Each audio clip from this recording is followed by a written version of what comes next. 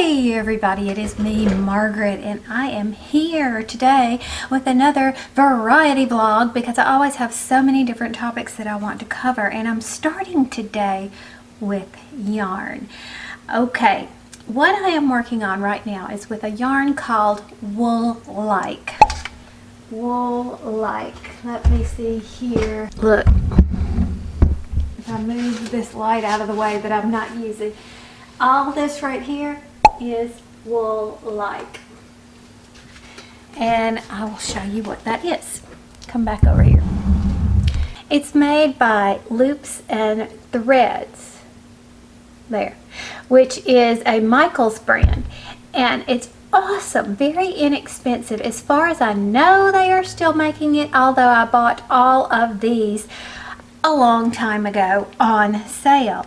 Ooh, yeah, they still have it, and it's on sale with coupon codes, and it's a Rakuten store.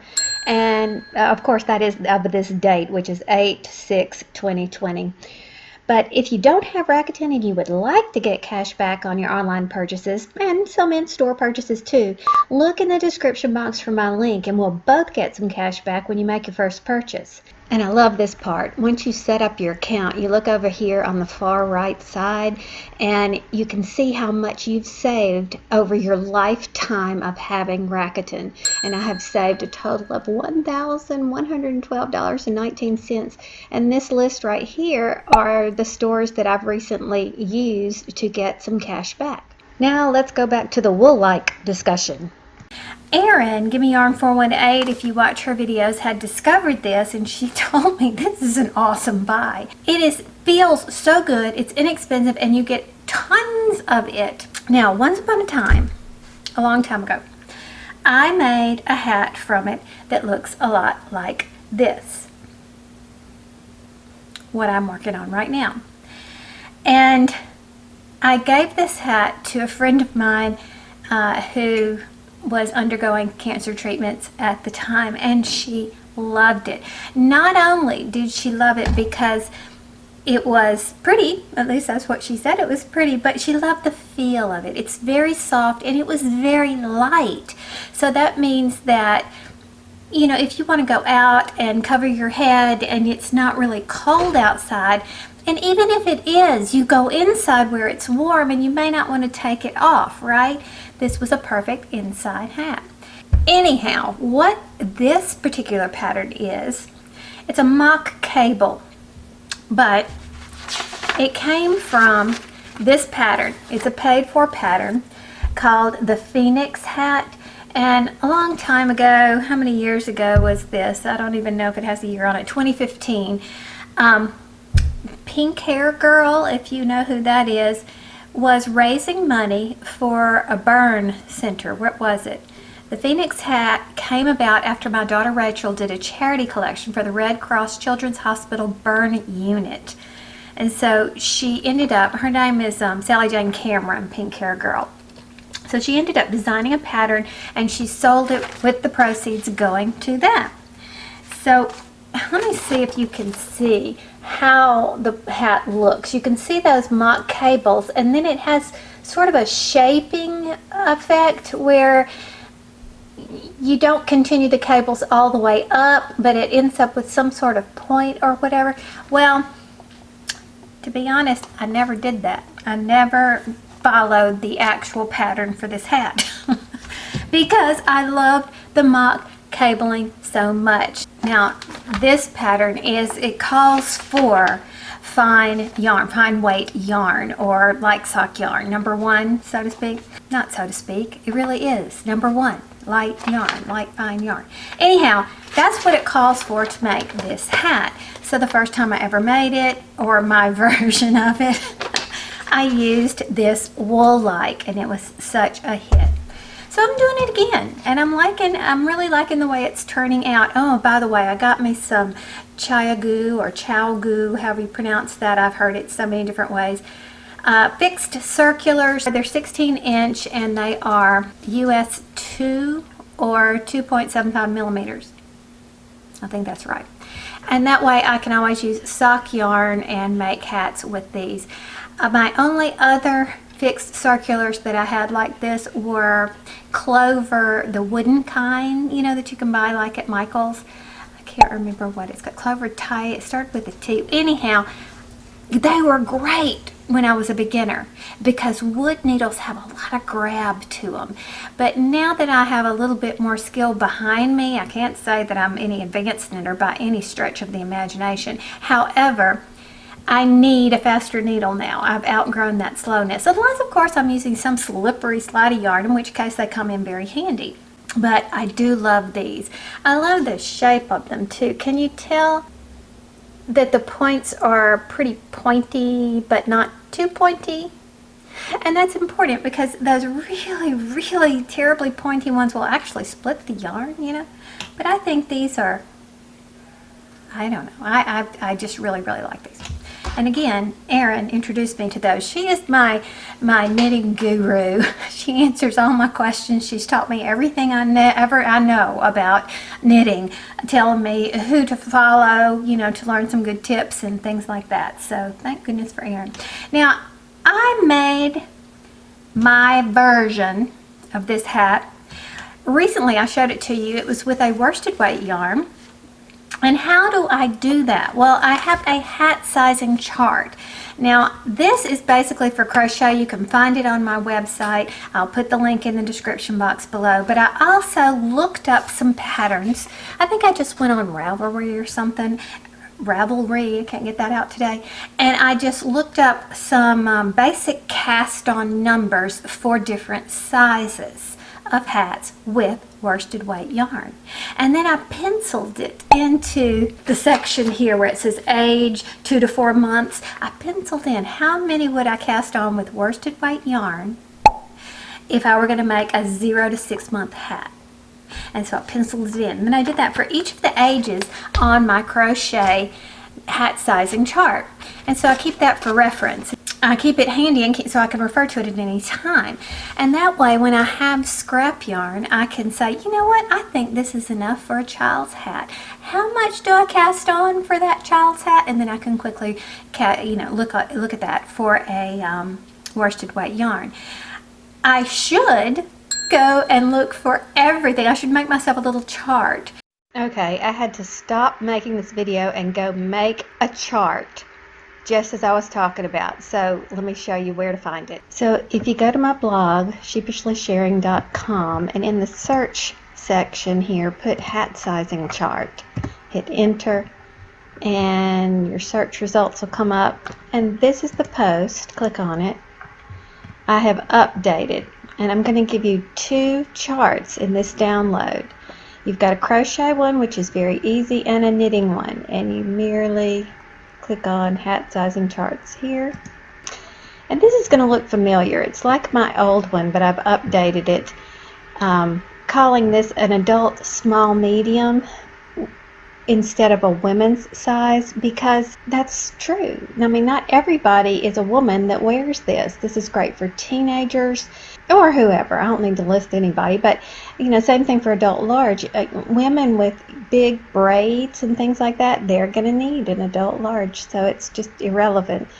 And I updated that. I also put these little notes here. This is for when you're sizing top-down hats. You have the flat circle diameter, and when you're going from the band up, bottom up, you'll use this measurement for your band. So that's the reminder there. And of course you can adjust it. And then the second page is the knit hat sizing chart, which of course is a little bit more complicated because knitting is a little bit more complicated. It's hard to say what the finished measurements are in knitting because of the pattern itself. That's why that note is there. And then I got this from the Craft Yarn Council, this portion right here. And right here is where you'll find the numbers that I specifically stopped editing the video and looked up to put here for reference. So if you're sitting there with some DK weight yarn in your lap and you say, I want to cast on a basic hat or something like that, how much do I cast on for a child's size? And I put it in there like that. So how did I arrive at these numbers? I looked at patterns. I went online, looked at free patterns that sized them for different ways, and this was about the average. Now remember that babies grow quickly in their first year. That's what this note is here. So depending on whether they are newborn or 12 months or whatever, or if they're just big babies. So, you know, I didn't want to break it down into that detailed, because even then it's kind of wrong because you don't know about the individual baby. So these are rough estimates, and my notes here are to remind you of that. So you may want to take this, try out a few, and then adjust it for what you think you ought to do. For example, if you don't always have this gauge, then maybe you're tighter or looser and you want to adjust that for your gauge. Just an example. So in other words, customize it. But that is a free download for anybody. And as far as how you save this PDF will depend on what browser you're using. I'm using Chrome, and I have to see how that bar goes away after a while. If I slide up here, this bar drops down, and I have a little print thing here which would allow me to print it, and I have this little download arrow here which would allow me to save it to my computer. And of course you can also save a link directly to this PDF on your phone, so you don't have to print anything. You can just pull it up on your phone. So there you go. So anyway, what I did was I learned how to do this little mock cable from this paid-for pattern, and then I said, okay, I know how to do that. Let me cast on the right amount for the size that I want to do using worsted weight yarn, and then I just made the dadgum cable. It was that simple, very, very simple. What I do when it comes to the decreases for something like this is I work almost all the way to the top, and then I do what I call a modified decrease. I have to interrupt myself to try to explain this better. Okay, this is typical knitting where you shape the top. You basically are reducing the number of stitches over and over again until you get, you know, just a few here in the middle. And as a result, it leaves these seams like this, which is nice, looks good.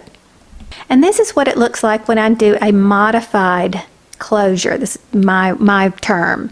And basically what I do is just shortcut this whole shaping process. I knit all the way up till I'm about a ½ inch from my desired height, and then I start my decreases.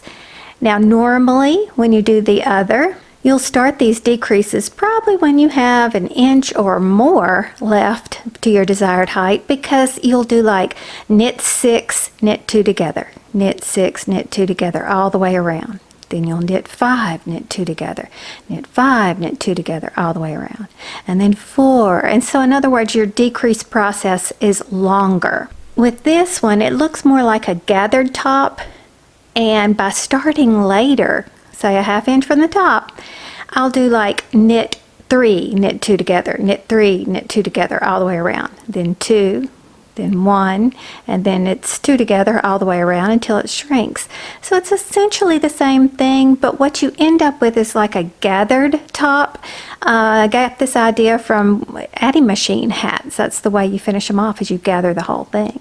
I think it looks fine, especially in a complicated pattern like this, where these decreases could be rather tricky. So it's a great, easy way to do it without confusing your brain. And you can alleviate all that fretting if you just follow a written pattern or follow a tutorial online. However, what if you want to do, as I do, and modify a pattern that you got somewhere else? This could get complicated figuring out the way your decreases could go.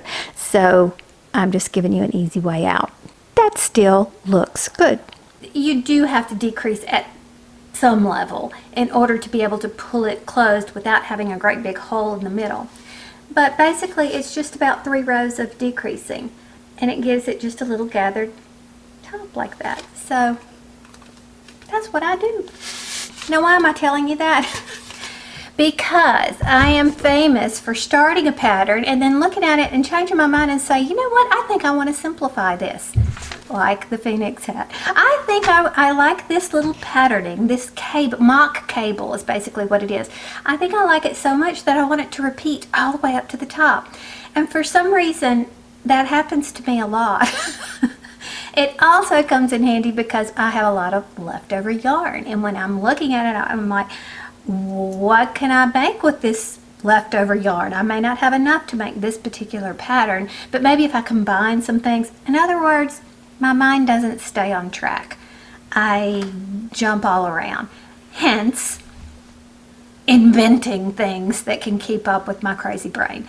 So, and I don't know if I invented this, quite frankly. I have no earthly idea. There may be many people much smarter than I am that have been doing this for ages. I do not know.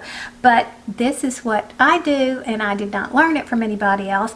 And so that's why I'm thinking that it's my idea.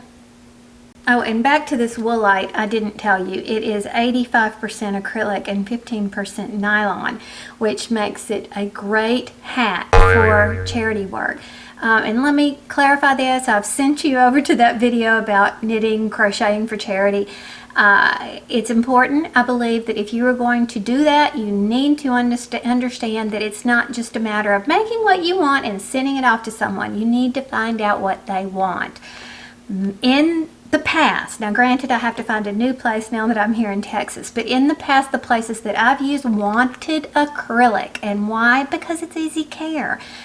This, for example, is a darn good yarn, sock yarn. It is partially merino wool, not superwash merino wool. That means it has to be hand washed, dried, flat. So this would not be something that the charities that I have donated to in the past would want to have to fool with, because if people, homeless people will come in and they will wash their clothes for them. And so nobody has time for that. Let us gently hand wash this and lay it flat to dry. People just don't have time for that. And generally they like to wash their stuff in hot water. So this would be a perfect substitute for sock yarn, because it's not actually sock yarn, and it is washable and durable. So consider that. There's sometimes when being make do and all janky is just unacceptable, but there's sometimes when it doesn't matter, and sometimes it's a really good idea. And in this case, my hand weights that I use when I work out, I only wanted 1 pound weights, didn't want to buy them because I'm hoping to work up to the 3 pounds that I already own, but I have to do it very carefully because of my joints. So I'm ready to move up, but I want to do it in half-pound increments. And buying half-pound weights, I guess you can do that, but that's dumb when I have all these things. That's the aquarium rock and some scrap fabric, and now I'm going to rubber band these together. So if this is cool or not is irrelevant, because nobody's looking at me, right? Nobody cares how much weight I can lift. So when I can do all the repetitions with proper form, then I can move up to 2 pounds. Okay, it's time to harvest. They look wonderful. I ate the first one, so I've only eaten one. And these guys fell off the vine. It's still ripened. But they still ripened, of course. Why are you putting them there? Put them in the bowl. Put them in the harvest basket. Well, you're not getting them? Get them there. I want to let those go another day or so. Okay. This one's probably ready. No, it fell off. It'll be all right. Okay. You got any more back up in there? There were 2 good ones that were hidden. I don't see any more. That's it. We found one in the back. It was hiding. It looks a good one. Get it. Whoa, there goes a green one. Okay, it'll ripen. We'll have fried green tomatoes. Thank you, tomato plants. Good job. Okay, this is the area that you could rent to, rent a little plot so you can grow your own vegetables. And I thought that I would take you over here and let you see what some of the people have done. And here's some with caging all around it so that they can climb. The vines can climb, which is nice. It also keeps critters out too. Even though this is a completely fenced area, I imagine birds and squirrels and whatnot can cause some troubles too. And then of course all these over here you could actually rent. They did not get rented. Oh, peppers. So they have hoses and different spigots all the way around in different places so that you can water your garden. Makes it convenient. Ooh, that's a mess, huh? What's that? Squash and some more peppers back there. Got some tomatoes. Look how healthy this one is. Looks like they might be having a little bug problem. The bugs are getting it, but my goodness, look at all that wonderful greenery. See, I just don't know a whole lot about gardening. That's why I sort of stick to my little, what do you call it, arrow garden in the house. But I am fascinated by it. It's something I would like to learn. I've just never been very good at it. Is that a pumpkin? No, it's a cantaloupe. See it right there? I can't tell what you see because the sun and my sunglasses are inhibiting my view of the viewfinder. Look! And they've got it supported with a little flower pot down there so that it won't be laying on the ground. What are these? Beans. See the beans? Now in this corner, which is probably the first part when you walk in the gate over there, you've got some really healthy gardens here. So I imagine these people probably rent the same plots over and over maybe. I don't know, that's not good. Aren't you supposed to let a field lie fallow from time to time? I don't know, see? We see some more beautiful, look how crazy that one's growing over here. And then we have a spectator. You see the spectator over there? Is this yours? Yeah. This is awesome. I just put the tomatoes there. And here is, look at that. You see that zucchini? Is that what that is? I don't know. It's round. That doesn't make sense. Could that be more melon? Those trombone squash, nobody's seen those. Is that what this is? That's a cantaloupe. This is a cantaloupe? What's a trombone squash? Next one over. These? On the right side there should be one or two. That's these long things that are hanging in here. I don't see them. Oh, I see them. Over here. Trombone squash. Trombone, here's the smaller one here. Trombone squash. Here's the baby ones. There's some of those, there's one there's curled up. Isn't that awesome? Yeah. So, do they taste like yellow squash? No, they taste like zucchinis. Like zucchini. Zucchini. But they're called trombone squash. Shade. There's two of them in there. You can jump in there. You can walk in there. Somebody. Oh, well, I don't want to hurt anything. No, you're not going to hurt a thing. Oh, that's awesome.